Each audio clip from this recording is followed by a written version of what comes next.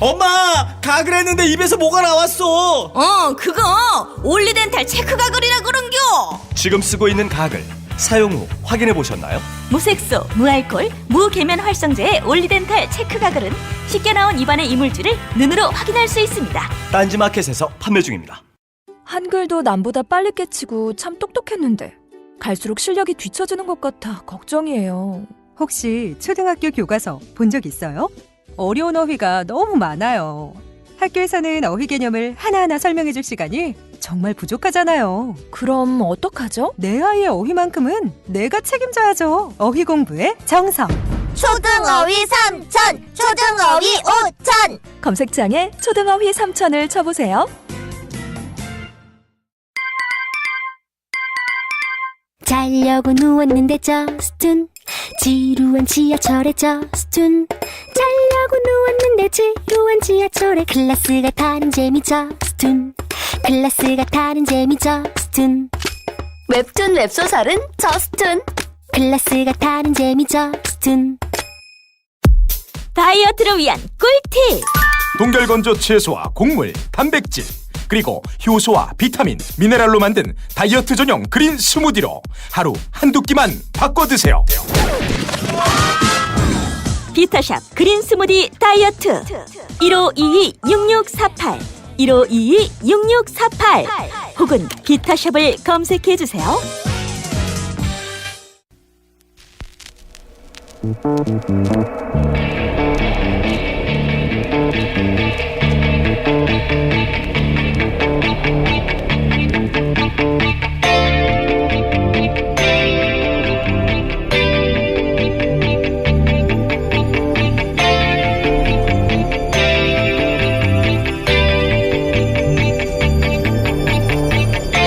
안녕하세요, 김호준입니다. 삼성 미래전략실의 장충기 전 차장이 언론인들과 주고받은 문자가 보도됐습니다. 문화일보 한인사는 액수를 구체적으로 거론하며 광고 협찬을 읍소합니다.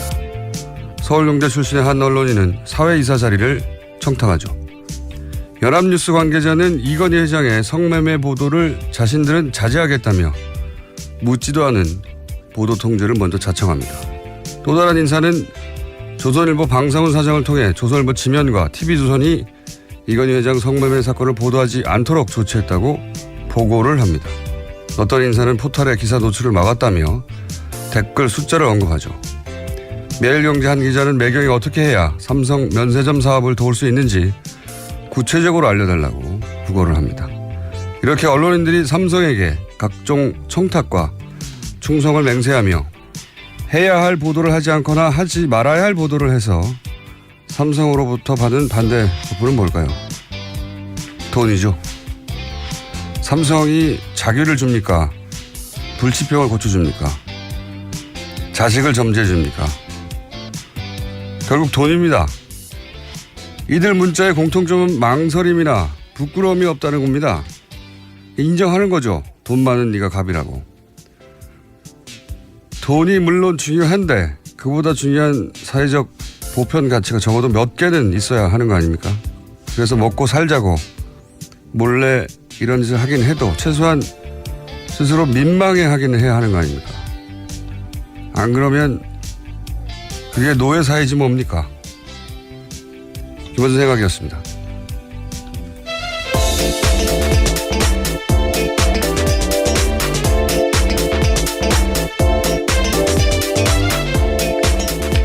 시사인의 김은지입니다. 시사인의 특종이에요. 네, 그 이야기를 하셨어야죠. 지금 하잖아요. 주정희 기자가 뜬금없이 이런 특종 잘해요. 예. 특종한 내용이고 그 구체적 문자를 읽으면 아주 구체적으로 너무 남사스러워가지고. 예, 네. 지난주에 그 내용 읽고 있는데 사실 정말 부끄러웠습니다. 같은 기자란 사실이. 굉장히 민망한데 그 민망한 거를 어떻게 보냈는지 그것도 지금 특검이 이제 관련 수사하다가 예, 장충기 전 차장이라니까 별로 높지 않은 건데 사장이에요. 네, 그렇죠. 미래전략실 실장은 부회장이고요. 전체. 차장은 사장급입니다. 삼성에. 굉장히 높은 거죠. 이분이 이제 그 대관, 그러니까 정부를 상대로 업무를 한 분인데 정보를 모으고 이분한테 이런 보고를 하는 거죠. 다 여기저기서. 기업만 했겠습니까? 아니, 언론만 했겠습니까? 그리고 과거에는 안 했겠어요.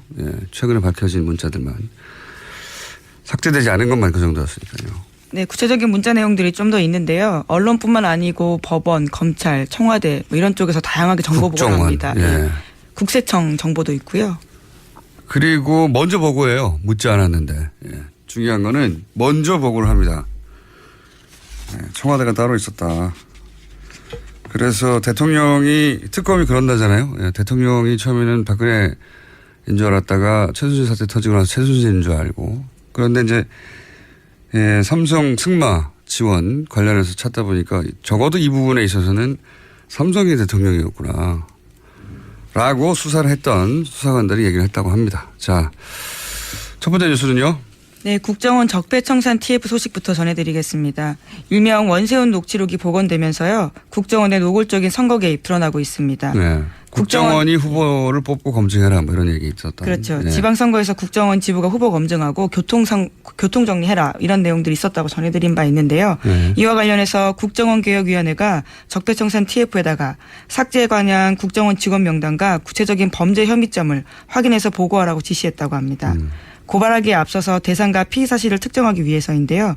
조사 범위는 원세훈 녹취록 38곳 가운데 선거 개입 등의 불법 혐의가 있는 18곳입니다.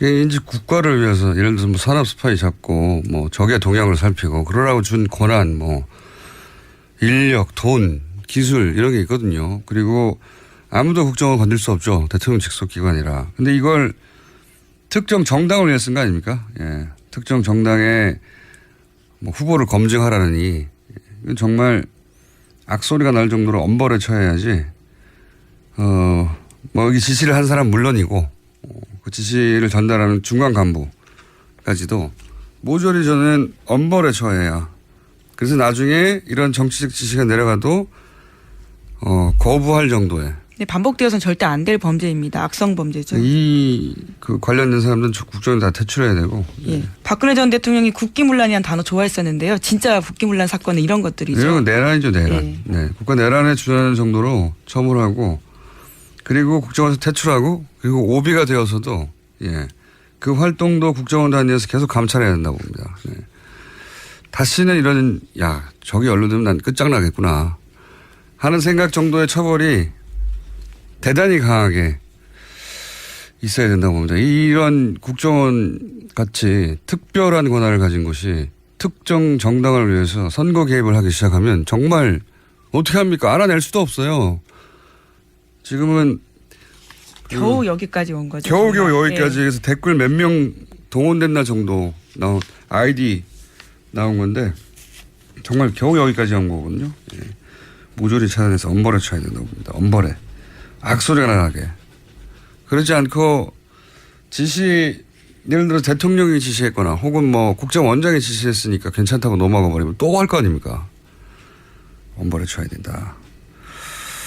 관련 뉴스가 또 있나요? 네, 계속해서 전해드리면요. 최근에 추명호 전 국정원 국장이 조용히 퇴직했다라고 경향신문이 아침에 보도했습니다. 추 전 국장은 우병우 전 수석에게 비선 보고했다라는 의혹을 받고 있는 인사인데요. 해당 사건은 국정원 적폐청산 TF가 조사 중인 사건 중에 하나입니다. 국정원 내부 사정을 잘 아는 관계자에 따르면 징계조차 없이 나갔다라는 건데요. 국정원은 지난해 11월부터 관련 의혹이 불거지자 추 당시 국장에 대해서 감찰 조사 벌인 적이 있습니다. 하지만 이병호 국정원장이 근거 없다라면서 징계하지 않았었습니다. 그러니까 이게 이제 이렇게 TF가 들어가서 본격적으로 조사하기 전에 이미 퇴직을 한 거죠. 퇴직을 한 건데 이분 같은 경우에는 이제 군인 출신이란 말이죠. 육사 출신이고 알자회라고 알고 지내자. 예, 사조직이죠. 군대 내 사조직이라고 유명합니다. 근데 이분의 누나가 최순실 씨와 친분이 있다고 그렇게 알려졌었고 그래서 우병우 전 수석과 비선 라인을 구축해서 각종 정보를 주고받았다 해서 사실은 핵심 인물 중에 하나로 지목받던 분인데 그냥 조용히 평화롭게 아무런 징계 없이 퇴직을 했다는 거죠. 네, 게다가 2011년에 박원순 제안 문건이라고 해서 그것을 실제 썼다라는 의혹을 가지고 있는 사람입니다. 문건을 저도 봤는데요. 거기에 추 국장 이름이 그대로 쓰여 있거든요. 그 의혹이 아니죠. 이름이 올라가 있는데 공문서에. 그렇죠. 예. 이분이 조용히 나가셨어요. 이렇게 되면 안 되는 거죠. 예. 국정원 최고의 간부든 중간 간부든 이 책임 있는 사람들한테 엄벌에 쳐야 한다 정말로. 자체 개혁 이런 거 다 소용없는 짓이거든요. 예. 알겠습니다. 자 다음 순요. 네, 그래서 어제 더불어민주당에서도 강한 반응이 나왔습니다. 우원식 원내대표는 이명박 정부 시절 국정원 댓글 부대를 나치의 정치 공작에 비유했는데요. 이명박 정부 당시 국정원을 독일 나치의 비밀 경찰인 게슈타포, 또 원세훈 전 원장을 나치 선동가인 괴벨스에 빗대어 비판했습니다. 그러면서 원세훈 전 원장은 이명박 전 대통령의 최측근이었다면서 국정원 개입, 대선 개입 배우로 이명박 전 대통령을 겨냥했습니다. 뭐 최측근 맞죠. 서울시장 시절부터 같이 활동했고. 그러니까 이제 이 댓글 공작에 대통령이 관여했느냐 이런 걸 따지는 거죠. 그것까지는 뭐 수사기관이 밝힐 일인데 제가 한 가지 확실하게 말씀드릴 수 있는 거는 이명박 전 대통령이 댓글에 무척 관심이 많았어요. 이런 댓글 부대가 탄생하기 전에 이명박 정부 정권 초기입니다. 청와대에 입성했던 인사로부터 제가 한 쿠션 받아서 직접 들은 이야기입니다. 그 행정관 사무실 있잖아요. 그런데 대통령이 내려와가지고 이 기사 댓글이 왜 있느냐고. 그리고 여기 댓글을 왜 안 다냐고. 저 직접 들은 얘기 9년 전에. 예. 정권 초기에. 저는 그렇게 본인이 관련된 기사에 달린 댓글들을 보고 청와대 그 행정관 사무실까지 와가지고 댓글 가지고 뭐라고 한 대통령의 댓글에 대한 관심이 결국 댓글 부대 탄생의 배경이었다라고 저는 생각합니다. 실제 기사에 댓글을 직접 달라고 닥달을 그 행정관 사무실의 책상 뒤에 와서 그렇게 세밀한 지시까지 했다는 말씀이신 예. 거죠? 그건 제가 직접 들은 얘기예요. 초창기. 9년 전에. 그게 댓글 부대에 이어질 줄은 그때는 몰랐지만 댓글에 관심이 많았다. 이건 확실합니다. 네. 댓글에 관심 많은 것과 범죄 사실은 또 다른 문제인데요. 별개의 그것까지 문제죠. 예, 갖다라면 정말 큰 문제죠. 별개의 문제인데 댓글에 관심이 많았다는 거. 자기 기사를 안 읽는 사람도 있잖아요. 대통령이 그것까지 챙기겠느냐 싶은데 정권 측에 아주 열심히 챙겼다는 얘기는 제가 직접 들은 바가 있습니다. 다음 뉴스는요. 네, 앞서 오프닝에서 말씀하신 뉴스 전해드리겠습니다. 특검이 장충기 전 사장 미래전략실 전 차장의 문자 메시지 일부를 공개했는데요. 시사인에서 공개됐습니다. 언론사 전현직 간부들이 각종 청탁을 하면서 우호적인 기사를 약속한 정황이 담겨 있는데요. 문화일보 편집국장 같은 경우에는 지난해 8월 달에 관련된 협찬액을 부탁을 하면서요. 앞으로 좋은 기사, 좋은 지면으로 보답하겠다라고 보냈습니다. 또 매일경제 기자 같은 경우에는요. 어떻게 하면 삼성의 면세점 사업을 도와줄 수 있는지 구체적으로 알려줬으면 좋겠다라고 했고요. 정말 이게 웃긴 거죠. 예. 존경 없는 실차장님이라고 시작하는 문자입니다. 언론사 기사를 쓰고 기업이 항의할 수 있어요. 그럼 거기에 대해서 무마를 시도할 수도 있고. 근데 그게 아니고 어떤 기사를 써야 될지 해당 기업이 알려달라는 거잖아요. 구체적으로 더 알려달라는 거죠. 재밌습니다. 이렇게 돌아가고 있었습니다. 우리나라가. 다음 뉴스는요. 네, 관련해서 계속해서 또 삼성 쪽 이야기들이 나오고 있는데요. 삼성그룹 미래전략실이 백혈병 피해자들을 대리하는 변호사까지 관리했다라는 보도입니다. 이게 왜 의미 있는 기사냐면요. 삼성과 싸우는 측의 변호인이에요. 그 변호인을 삼성이 관리했다는 겁니다. 예, 삼성이 삼성을 대리하는 변호인들에 대해서 잘해주었다. 아무 기사도 아니잖아요. 그게 아니고 삼성의 백혈병 피해자들이 변호인을 고용했어요. 그런데 서로 싸우는 상대잖아요. 근데 그 변호인을 따로 관리하는 겁니다. 예, 그 대리하는 박아무개 변호사에게 고가의 공연 티켓을 여러 차례 보냈다라는 건데요. 장충기 전 차장의 문자 메시지를 보면 해당 박 변호사가 이렇게 문자를 보냅니다. 사장님이 계속 보내주시는 예술의 전당 등 티켓을 잘 받아서 문화생활을 풍성하게 하고 있다. 이렇게 내용을 보냈는데요. 그 문화생활을 풍성하게 하고 있다까지 문자를 할 수 있어요. 예, 보내줬으니까. 뿐만 아니라 사장님이 관심 가져주는 덕분에 삼성 백혈병 옴부즈만 위원회는 예방 대책을 위해 정상적인 경로를 잘 찾아가고 있다. 라면서 자신도 상임 고문의 자리에서 나름의 역할을 하고 있다라고 이야기합니다. 그러니까 이 옴부즈만 위원회라는 게 이제 외부에 독립기구를 두고 삼성 피해자들 위하는 기구거든요. 결국은. 예. 그 기구에 대한 보고도 하는 거죠. 사실은 이런 일을 하면 삼성은 접근하면 안 되는 거죠. 기본적으로. 예.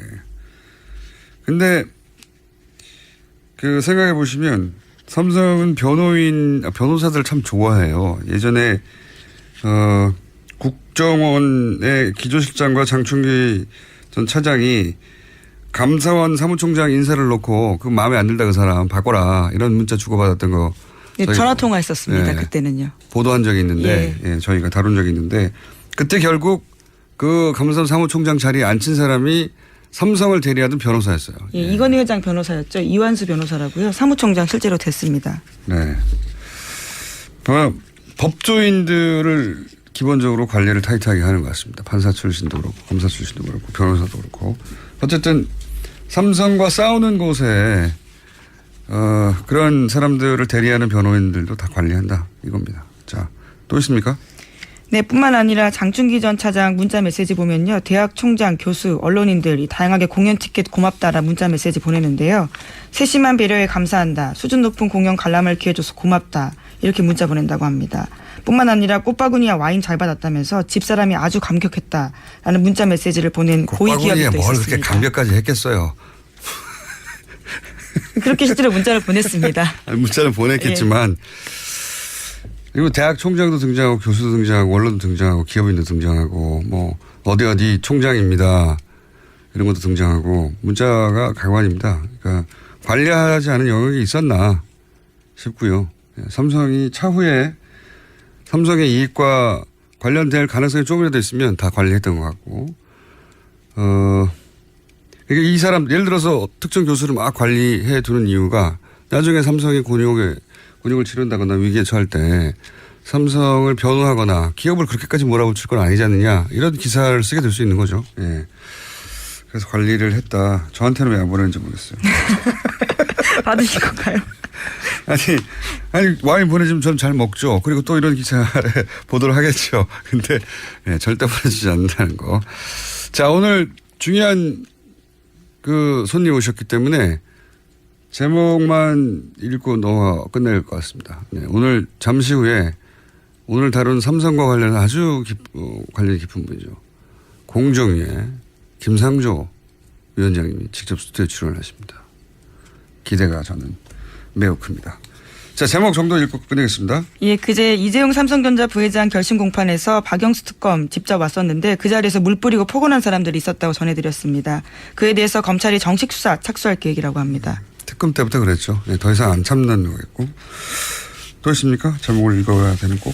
네, 또 문무일 검찰총장이요. 과거 수사 문제를 언급하면서 처음으로 대국민 사과를 했습니다.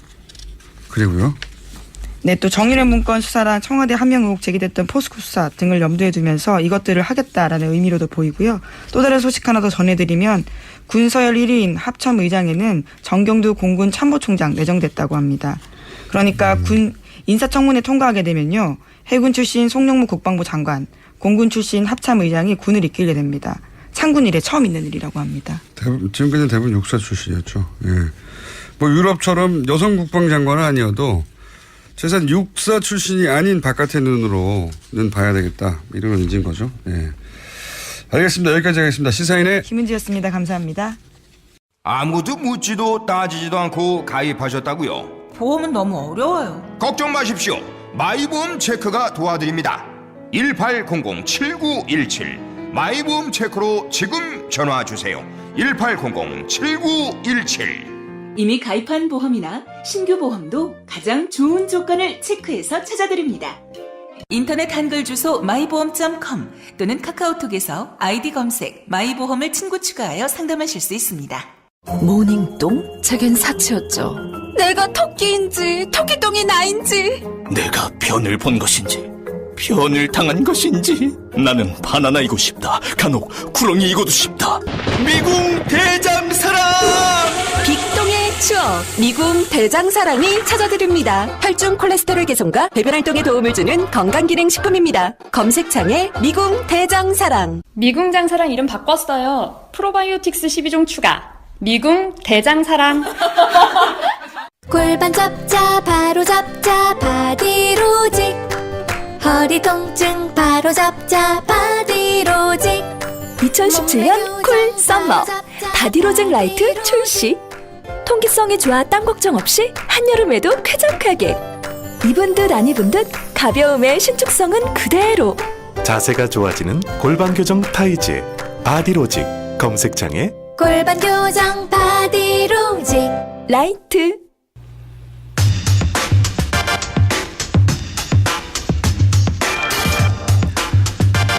우리 사회 을들이 비명을 지르는 건 공정위가 일을 제대로 안 해서다.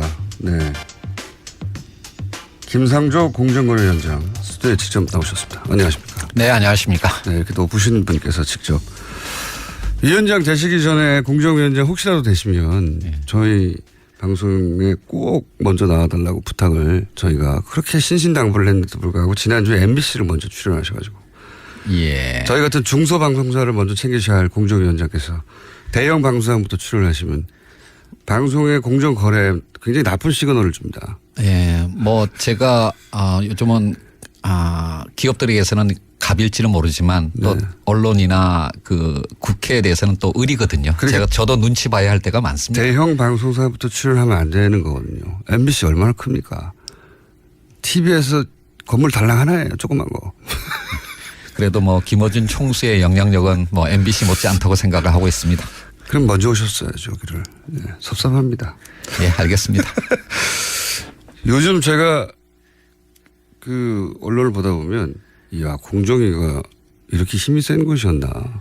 공정위가 뭐 하는지 모르는 사람 진짜 많았어요. 예. 공정위가 뭐 하는 데입니까? 일단 설명해 주십시오.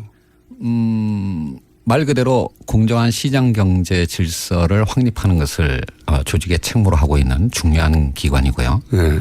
다른 나라에서는 정말로 중요한 역할을 하고 있는. 다른 나라에서는 뭐 담합이라든가 기업들이 벌벌 떠는 조직이 원래 공정위 아닙니까? 그렇습니다. 미국 네. 같은 데서는 공룡 기업을 분할 명령을 내리기도 하고.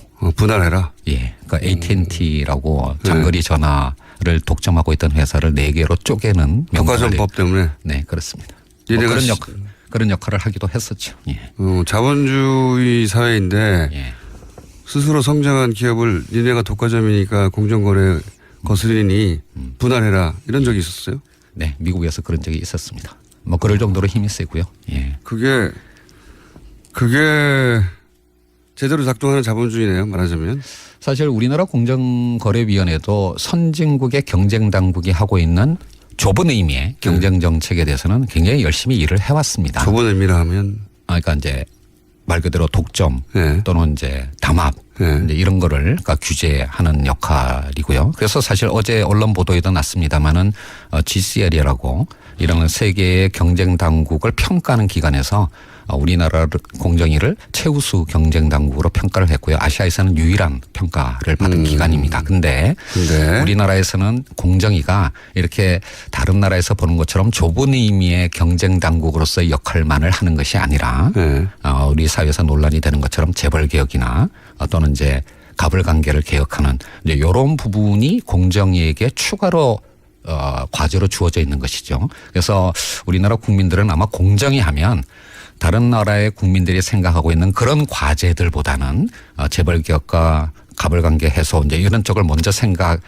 수밖에 없는 상황이었고 이제 그런 측면에서 그동안 공정위가 국민의 기대에 걸맞는 역할을 하지 못했던 것이 이제 공정위에 대해서 비판이 일부 있었던 원인이라고 할 수가 있겠습니다. 일부 아니고 많이 있었습니다. 제가 지금 현직 공정거래위원장입니다. 그렇게 평가하시면 제가 조직에서 영이 안 섭니다. 예. 아니 근데 지금 공정위에서 일하시는 분들은 굉장히 뿌듯할 것 같아요. 공정위가 이렇게 주목받은 것도 처음이고 사실은 공정위원장 누군지 이름 기억 안 나거든요. 이제는 공정위원장 누군지 다 알고 그리고 공정위가 하는 일에 대해서 시민들의 박수도 많고 응원도 많고 그러니까 힘이 나지 않습니까? 뭐 직원들 말씀을 들어보면 한편으로는 이렇게 주목받은 적이 없었으니까 뿌듯하다라는 말씀도 하시고 그다음 앞으로 더 잘해야 되겠다는 각오를 밝히기도 하는데 한편으로는 또 제가 과거에 이제 공정위가 국민의 기대에 맞는 역할을 하지 못했다라고 비판하면서 내부 혁신을 하자라고 얘기할 때는 또 나름 그러니까 좀 무섭기도 하고. 예, 뭐 그런 양면의 어떤 감정을 느끼고 있는 것 같습니다. 아니, 근데 공정위원들은 그 위원장님을 뭐랄까요. 상대하기 굉장히 쉬울 것 같은 게 오늘, 저희는 이제 위원장님이니까. 적어도 수행원 몇 명과 함께 대리 운전을 해서 오실 줄 알았더니 혼자 운전을 해가지고 지하 4층에 혼자 어슬렁거리는 걸 저희 작가들이 뛰어내려서 주워왔어요. 아, 그렇게 표현하시면 안 되고요. 그리고 그 유명한 가방 있지 않습니까? 예. 가방 들고 다 떨어진 거. 그 바꾸시지도 못하죠, 이제. 예, 뭐 사실 바꾸고 제 싶은데. 천은 뭐 바꾸든지 아니면 이제 좀 칠을 새로 하든지 이렇게 하라고 자꾸 이제 왜냐면 가방 오니까 예. 위원장님보다 가방을 먼저 찍어요, 사람들이. 네. 밖에서 예. 작가들이 자기들 찍고 막 들고. 예. 유명한 아이템 됐습니다. 뭐 근데 하여튼 뭐 저의 상징처럼 됐기 때문에 제가 공정거래위원장을 하는 한은 못 바꿀 것 같습니다. 예. 저희가 뜯어버릴까요? 새로 바꾸시게. 네. 그리고 말을 조용조용 이렇게 점잖게 서늘하게 하는 분은 또 처음이에요. 예. 원래 그렇게 했는데요. 웃으면서 예. 웃으면서 너 죽을래 이러시는 거잖아요. 그렇지 않습니다. 또 한편으로는 예. 요즘 김상조가 너무 말랑말랑해졌다는 얘기도 많이 듣고 있죠. 예. 그건 아마도 말랑말랑해졌다기보다는 맨 처음에 재벌 개혁을 시도할 줄 알았더니 예. 그거는 시간을 좀 준다고 하고 예. 프랜차이즈부터 시작하셨잖아요, 사실상. 예. 그래서 이건 역시 재벌은 어려운 건가? 말랑말랑한 건가 생각하시는 것 같은데 그 이유를 좀 설명해 주세요. 왜 프랜차이즈부터 첫 번째 공정위의 프로젝트가 된 건지. 그 사실은 굉장히 어려운 문제고 네. 개혁의 전략과도 관련된 것인데요. 크게 보면 두 가지 접근 방법이 있을 수가 있습니다. 뭐 옛날에 사회주의 국가의 체제 전환 경험을 비춰본다면 러시아처럼 빅뱅 전략으로 가장 핵심적인 과제부터 먼저 하는 전략이 있을 수가 있는 거고. 삼성을 쾅 때린다든가. 네, 뭐 그렇게 접근할 수도 있는 거고 또 하나는 이제 중국의 만만디 전략처럼 주변에서 이렇게 성과를 만들어가는 그런 전략이 있을 수가 있는데 아마 빅뱅 전략을 취한다면 재벌 개혁을 가장 먼저 해야 되겠죠. 네. 그렇지만 이제 지금의 우리나라의 국회의 어떤 구조라든지 또는 이제 국민들의 어떻게 보면 두 개의 국가로 쪼개져 있는 이런 상황들을 생각을 한다면 재벌 개혁을 중심으로 하는 빅뱅 전략은 굉장히 큰 논란을 일으키고 우리 사회를 필요하죠. 예, 그렇습니다. 입법도. 그리고 사실은 재벌 개혁의 대부분의 어떤 수단은 입법을 통한 것인데 그렇죠. 뭐 지금 국회를 통과할 법률이 과연 몇 개나 되겠느냐라고 하는 현실적인 판단도 있을 수가 있는 거고요.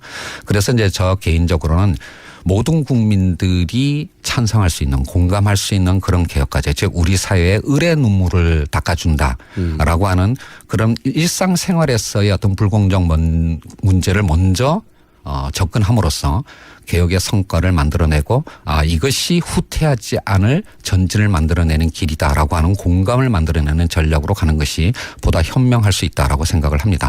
그런 의미에서 본다면 제가 좀 더 신중한 전략을 택한 것이지 개혁의 의지가 후퇴한 것은 아니라고 말씀드릴 수가 있겠습니다. 개혁의 의지를 의심하면서 도전하지 말라고. 네. 예. 뭐 그거는 조금 좀 과한 표현이긴 했었는데요. 네. 좀 더 정확하게 말씀드리면 새 정부 또는 공정거래위원회의 개혁의 의지를 의심하지 말고 그 의지에 도전하지 말라라는 의미였는데 말이 잘못 나가서 공권력에 도전하지 말라라고 표현하게 됐습니다. 도전하면 어떻게 됩니까? 지금 공정거래위원회 등 정부가 갖고 있는 행정부서가 갖고 있는 공권력을 엄정하게 행사할 겁니다. 청동원에서. 네, 그러니까 사실은 개혁을 완성 아무 표정도 없이 이렇게 개혁을 완성하기 위해서는 새로운 법과 제도를 만들어야 되지만 현행 법률의 엄정한 집행만으로도 할 수 있는 것들이 굉장히 많습니다. 그 점을 잊지 마시기 바랍니다. 아니 이게 이렇게 점잖게 서늘하게 까불면 죽는다는 말을 하시는 분은 처음 봤어요. 도전하지 마라 아닙니까? 도전하지 마라. 그 청문회. 예. 청문회를 처음 당해보신 거잖아요. 당연히 그렇습니다. 네. 시민단체에서는 보통 재벌들을 청문하는 거죠. 사회적으로. 예, 사실 작년 말에 국정농단 청문회 때 제가 진술인으로도 나갔었죠. 그러니까요. 예. 반대편에만 서 계시다가 예. 청문을 당해보셨잖아요. 그렇습니다. 기분이 어떠시던가요? 어느 의원님께서 이런 말씀을 하시더라고요. 정치인은 선거를 한번 치르면 겸손해지고 공직자는 청문회를 한번 경험하면 겸손해진다라고 하던데요. 정말 많은 겸손을 배우게 됐습니다. 공정위원장이 되고 싶어서. 아닙니다. 하여튼 제 나름대로는 20년 동안 시민운동을 하면서 나름의 원칙을 갖고 살았다라고 했는데 그게 굉장히 다른 분들의 기준에 의하면 알량한 것일 수도 있다라고 하는 것을 느낀 것이죠. 그렇다기보다는 문제가 안 되는 거를 정치적으로 문제 삼아서 억지를 부린 거 아니었습니까? 실제로 이건 내가 정말 잘못했구나 반성하고 그러니까 나는 잘한다고 했는데 다른 사람의 눈은 다르게 보일 수도 있었다 이게 아니라 진짜로 잘못했다고 반성하신 거 있어요? 제가 이 나이까지 살아오면서 왜 잘못이 없었겠습니까? 이제 그런 거에 대해서는 그 청문회 과정에서 다 인정을 하고 또 송구스럽다는 말씀도 여러 차례 드렸고요. 그렇지만 이제 솔직히 말씀드리면 네, 솔직히 말씀해 주세요. 예. 뭐 현재 4당 구조 또는 뭐 정의당까지 합치면 5당으로 돼 있는 우리나라의 국회 구조에서 이제 정책 검증보다는 각 당의 이제 입장이 앞서는 그런 청문회였다라고 생각을 하고요. 솔직히 청문 과정에서 제가 의원님과 국민들에게 말씀드리고 싶은 공정거래위원장이 된다면 무엇을 어떻게 하겠다라고 하는 것을 말씀드릴 기회가 없었다라고 하는 것이 너무나 아쉬웠습니다. 예.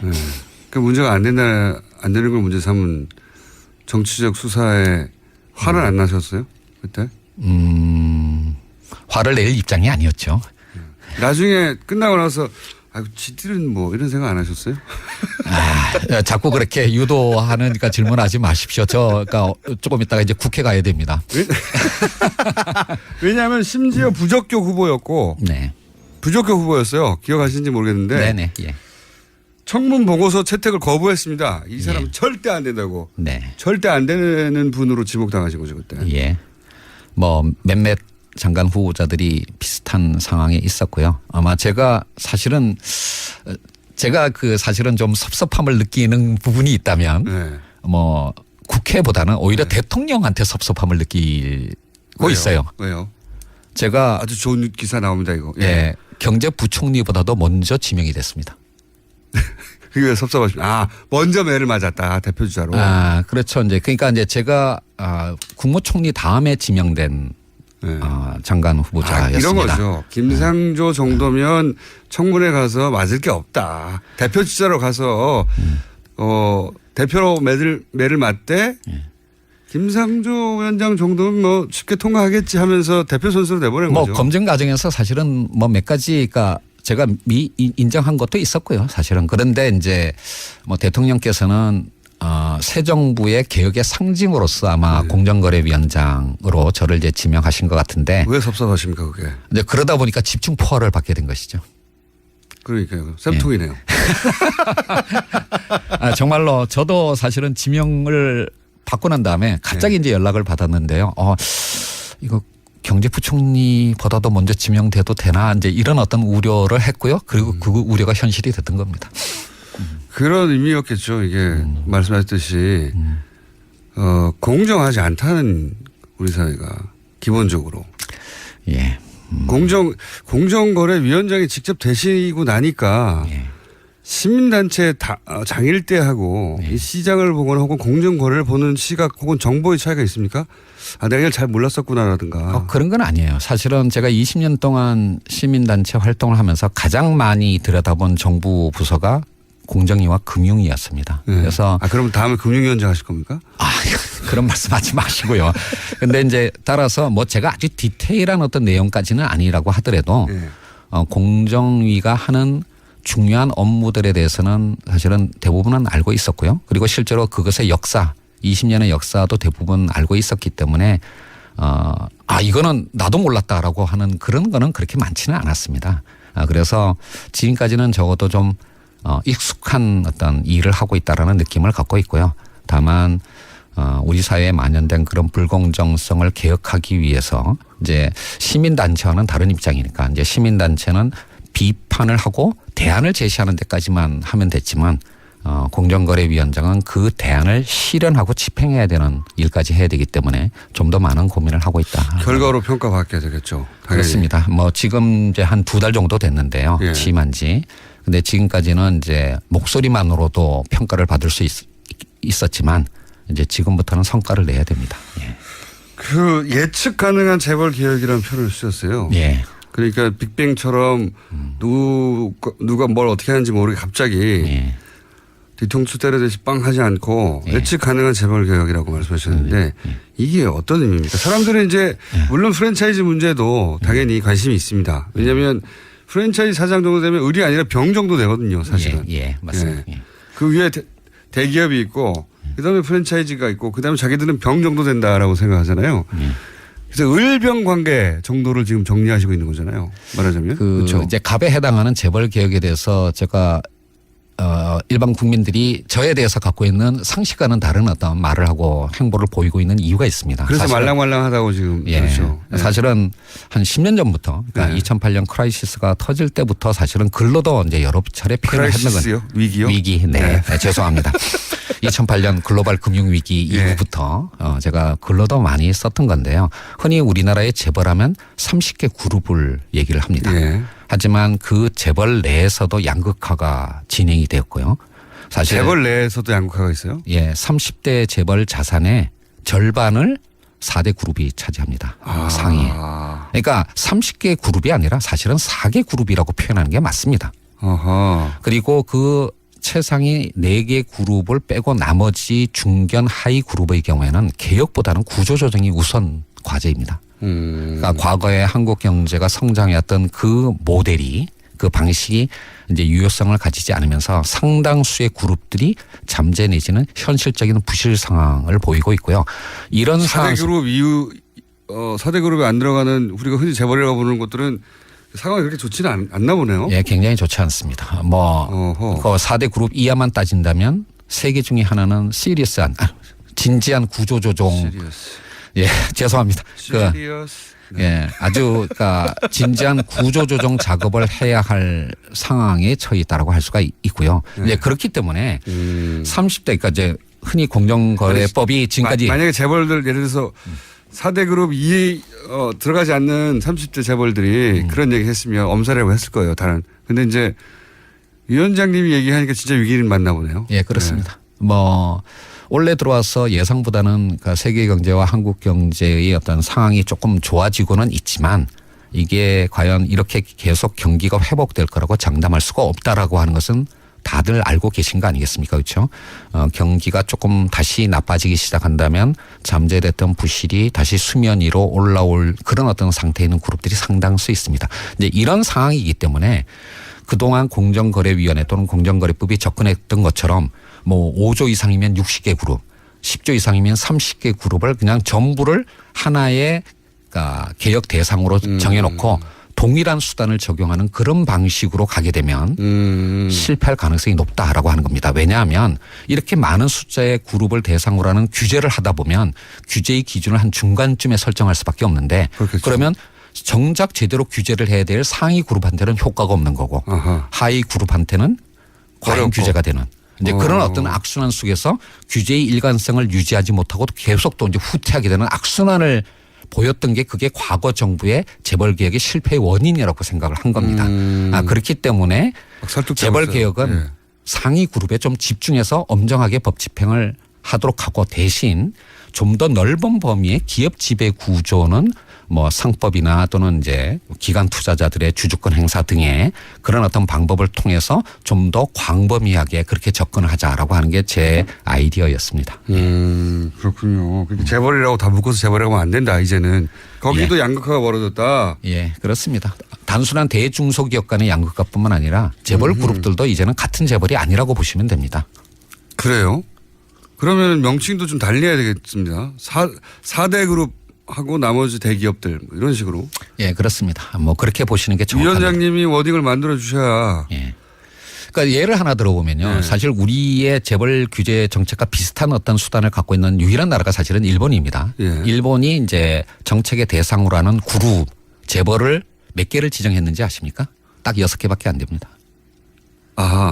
재벌이 6개밖에 없다. 예. 그러니까 이제 일본의 공정거래법에 해당하는 법률에서 이렇게 강하게 규제를 하는 그룹으로 지정했던 게 6개밖에 안 됐거든요. 그러니까 100대 그룹 100대 재벌 이런 식으로 얘기하면 안 되겠군요, 이제는. 그러니까 이제 일본 경제 또는 일본 기업이 한국보다 얼마나 크다는 거는 다들 아실 테니까 그런 거에 비해서 본다면 사실은 이런 경제력 집중 억제와 같은 그런 강한 규제는 좀 더 좁은 범위를 설정해서 엄정하게 집행하는 것이 성공의 방법이라고 저는 생각을 합니다. 예. 설득되고 있어요. 제가 잘 모르는 분야이기 때문에 그런 건지. 예, 뭐 제가 총수님을 설득할 수 있으면 뭐 비교적 잘하고 있는 거라고 생각을 합니다. 설득되고 있습니다.